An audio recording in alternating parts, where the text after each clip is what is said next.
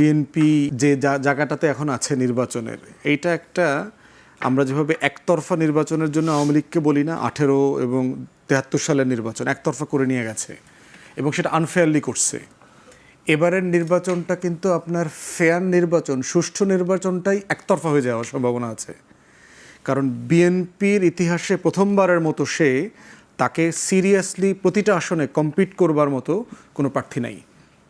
তো সেখানে আমি যেটা দেখলাম যে সব দল যদি একত্রিত হয়ে যায়, তারপরও বিএনপির এগেনস্টে 100 প্রার্থী দেওয়া সিরিয়াসলি ডিফিকাল্ট হবে।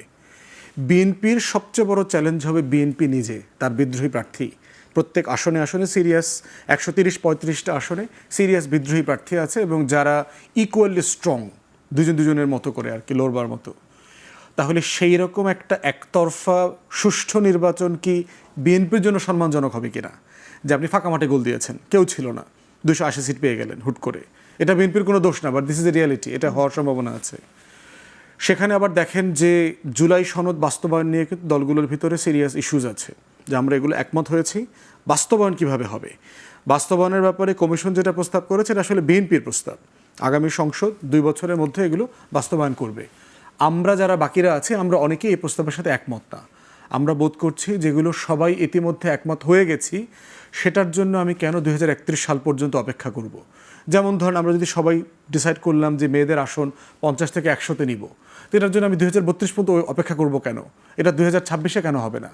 আমরা যদি সবাই একমত হই যে মেয়েদেরকে ন্যূনতম 5% সিটে সরাসরি নমিনেশন দেওয়ার চেষ্টা করব, তো সেটা 2032 সালের জন্য অপেক্ষা করব কেন?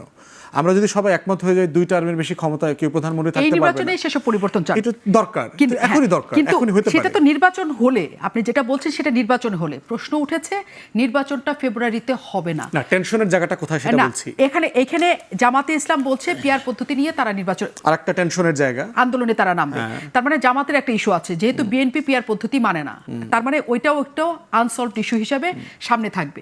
একই সাথে এনসিপি একেবারেই ফেব্রুয়ারিতে নির্বাচন মানে না। আজকে তাদের বক্তব্য পুরো স্পষ্ট হলো, কারণ অনেকদিন পর তারা তীব্র কণ্ঠে কোনো বক্তব্য দিলেন, কারণ বেশ কিছুদিন 5 আগস্টের পর তাদের আমরা কোনো রকমের সাড়া পাচ্ছিলাম না। তার মানে তারা ফেব্রুয়ারিতে নির্বাচন চায় না, স্পষ্ট। জামাত না চাইলে, এনসিপি না চাইলে, তাহলে আপনি যে একতরফা নির্বাচনের কথা বিএনপির বলছেন, সেদিকে তাকিয়ে নির্বাচন দিবে সরকার? মানে একটা তো বিষয় হইল যে সবাই গেলেও একটা একতরফা বিজয়ের সম্ভাবনা আছে, নির্বাচনটা একতরফাই হয়ে যাবে, একমুখী হয়ে যাবে।